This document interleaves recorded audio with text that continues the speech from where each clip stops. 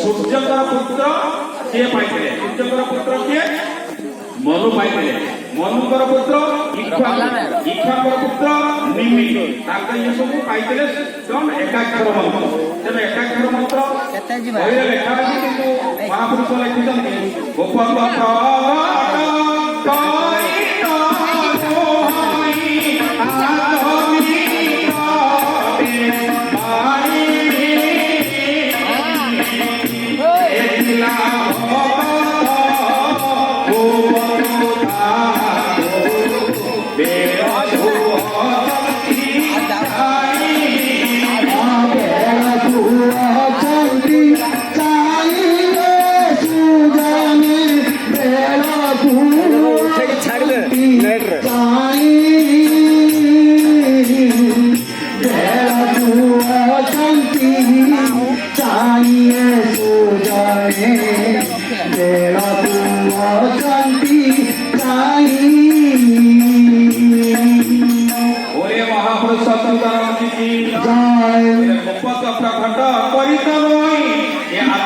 आश्चर्यजनक बाणी कौन ना मालिका आधे माली माली कर लिखा है। माने माने माली जन गड़ा गड़ी माने गोटे गोटिका करी ये सब बही लिखा है। माली जंती गोटे गोटे करी हम पढौते से बड़ी ग्रंथ मध्य लिखा है। ये गोटे जगह माने रामायण भलिया लिखा है ना।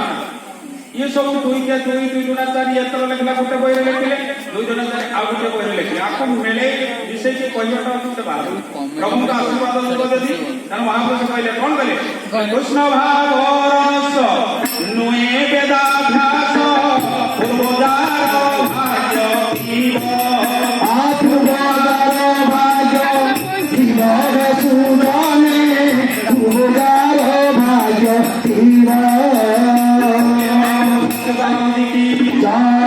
कृष्ण भाव रस नुए वेदाभ्यास पूर्वदार भाग्य जीव पूर्वजन्म यदि तप जप थी पूर्वजन्म यदि संस्कार थी पूर्वजन्म यदि कर्म थी पूर्वजन्म प्रारब्ध थी ताले ये जिन को पाई साधारण समस्त पाई ना बोले महापुरुष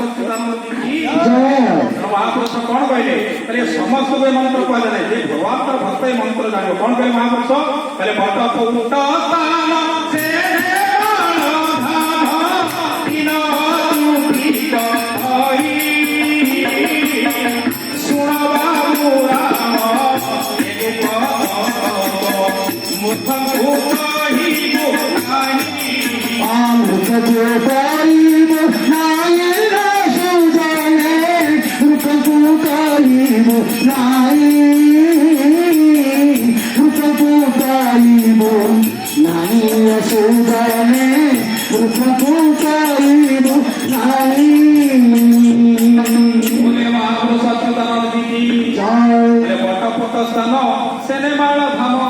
दिन अच्युतिक हई नेमाल बटरे युग मार्ग महापुरुष होती युग मार्गी दिव्य द्रष्टा सी जिते मरबे से केवल कहीपर आदि क्या भाग किए जब कही सी केवल कहीपर मुझे कौ दिन मरबी तेना महापुरुष कहते बटपुट स्थान से नेमाल धाम दिन अच्युतिक हई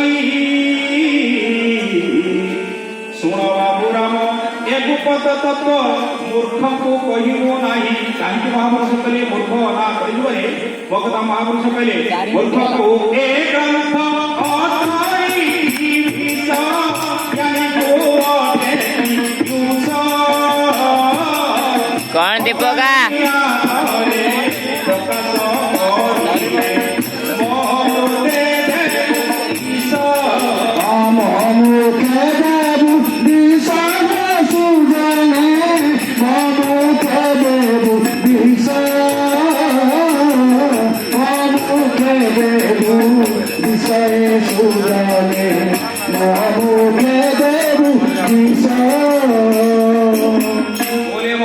सच्चिदानंद की जय। बोले मूर्ख को ये ग्रंथ अटैति विष ज्ञानी को अटैति युष अज्ञानी आगे प्रकाश करिले मो प्रते देवे महापुरुष कहले कौन ठिकाना